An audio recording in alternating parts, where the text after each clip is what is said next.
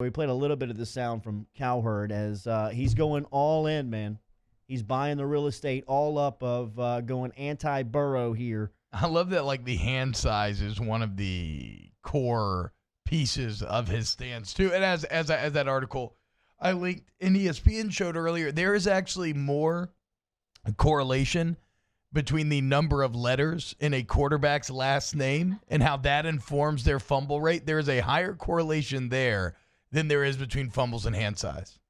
Joe Burrow yesterday, they measured his hands, and they're like small, like a 9. And Joe Burrow's laughing about it. Why do you think they test this stuff? Why do you think they test this stuff? See, the problem with that is the entire idea of like the NFL is kind of mired in this group thing. So this, like, that sounds good on the surface. Why do you think they test this stuff? But then if you do even like a quick Google search, you come up with numerous articles that show that, no, that is a legitimate question. Like, why do they test this stuff? Because how they're testing it doesn't actually seem to matter that much at all. Like, the numbers just don't bear it out. Cowherd didn't like Joey's tweet. And by the way, I don't love him making fun of the hands thing. It's a little cocky for me. It's a little too much for me. So we gotta get lectured on arrogance from Colin Cowherd.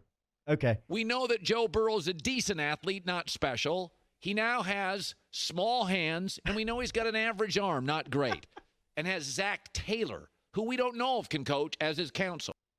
More from Cowherd. Joe Burrow is a good prospect. He's not a great prospect. He's a great story, and the media loves stories. Cowherd that he will go to the least talented roster in his division. Forget the AFC. Forget the NFL. In his division, without question, he will now go to easily the least talented roster. He is saying that this morning, and good for him. That's fine. As we said, we figured he would go to Cincinnati. It takes a lot of courage to bail on your home state. Cincinnati doesn't have a history of wanting to negotiate and move around in the draft. They're going to draft him and say, you're coming or not. Yeah, I mean, look, the thing is, Cowherd's like, some of those points aren't wrong. Like, yeah, the Bengals are a terrible roster, and maybe there are some initial struggles because of that, but to say that the guy's a good prospect after what you just witnessed, or to act like one of the biggest misconceptions and one of the quickest ways to expose yourself as being ignorant about quarterback play is to talk about arm strength being the end-all be-all. Now, it's an incredible bonus, and don't get me wrong, like, it allows Pat Mahomes to do things that nobody else can do. So if you got arm strength, yeah, sure, that's great, but ultimately it's accuracy and it's decision-making.